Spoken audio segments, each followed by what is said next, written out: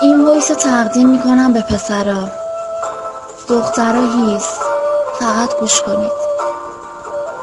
همش میگن پسر لاشیه، همش میگن پسر خیانت میکنه، همش میگن پسرا دخترا رو هرزه میکنه، همش میگن پسر فقط به خاطر هوس با دختره.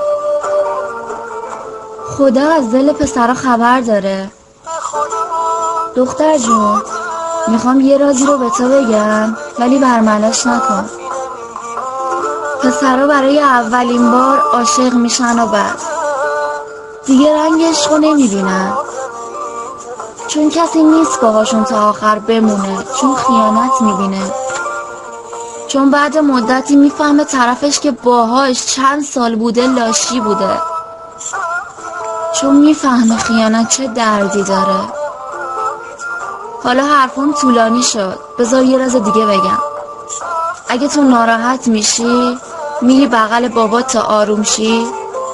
پسرا میرن توی یه کوچه تنها، با هر دودی که بره تو ریه هاشون آروم میشن. به سلامتی همه پسرا. باید پسر باشی تا بفهمی پول گرفتن از پدر چقدر سخته.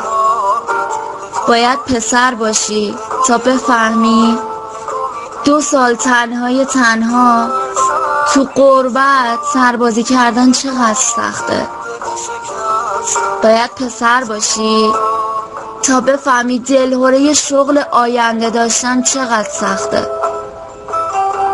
باید پسر باشی تا بفهمی از دست دادن عشق چقدر سخته. سلامتی همه پسرا.